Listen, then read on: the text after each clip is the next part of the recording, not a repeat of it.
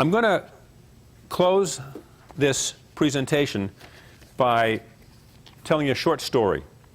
We, as you may know, are the publisher and distributor of the Peters map for North America. And as a map publisher, you often get a lot of flack from people.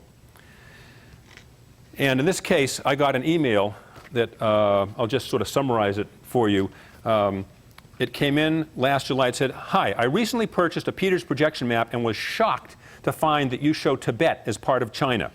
It seems that for a map whose political agenda is fairness to all people, this lack of attention to Tibet seems like a glaring oversight. When I heard this concern from Martin Luz in New York, I knew it was a sincere and impassioned request. But I also know that when issues come up like this, I defer to the official Peters map cartographers in Oxford, England. So I forwarded the email on to Oxford's chief cartographer, Terry Hardacre, in the UK. Here is Terry's reply to Martin. The Tibet question is a tricky one, but we have no alternative but to follow a consistent policy on all disputed territories, which is to show the situation as recognized by the UN, or in certain circumstances, the de facto situation. To date, the UN has not recognized Tibet as an independent nation.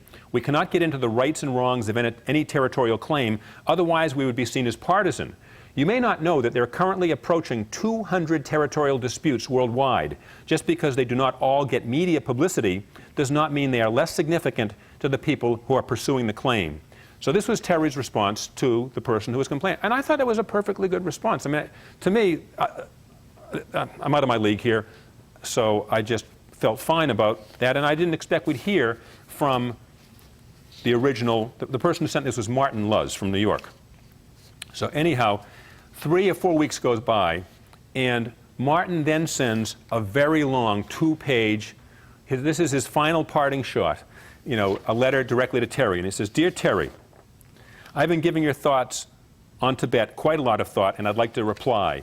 And I'm just summarizing this. "The validity of the Chinese occupation of Tibet, until then a sovereign nation, comes only from the refusal of the international community to do anything about it. And given the claims of the Peters projection to objectivity and respectful fair play, it is especially disappointing to have this dispute swept under the rug. The repudiation of white Western colonial imperialism may be objective, but it is very old hat."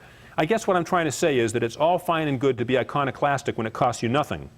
But in the end, it's a sad commentary which undermines your message that your objectivity and your idealism only extend as far as your pocketbook. Well, you know, again, it's one of these things where I thought this was done and handled, and I didn't need to say anything else about that.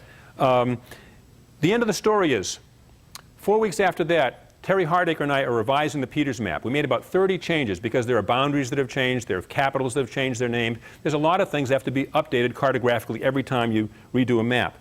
And Terry and I are working through the night on this. It gets to be about 8 in the morning, and he says to me while we're on the phone, he says, "By the way, Terry," Bob, he says, "By the way, I just happened to come across this old base file that we did for Oxfam, the World Relief Agency, and in this base file, I do have a border of Tibet.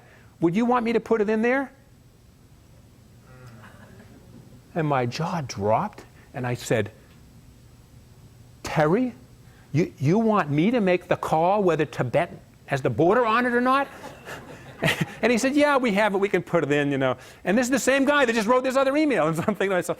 Well, and all of a sudden I'm starting to feel really omnipotent here, you know. It's like, and so Terry, I'm dumbstruck. And Terry says, "Bob, are you there?" "Yeah, I'm here." He said, "Well, do you want Tibet?" "Well, Terry, I just want to enjoy the power here for a minute, you know. I want to have that feeling that I get to be the one that says whether Tibet has a border or not." He said, "Well, do you want it?" I said, "Yeah, I want it." The point of that this example illustrates is that one person made a huge difference. The Peters maps that we're now selling have the Tibet border on them because one person made a point of not just complaining once or not just criticizing once, but to staying on it. And I guess I use this as an example to say your voice counts. We're at a place in this country's history where, you know, people feel like their voices don't count. And it's not just going into the voting booth.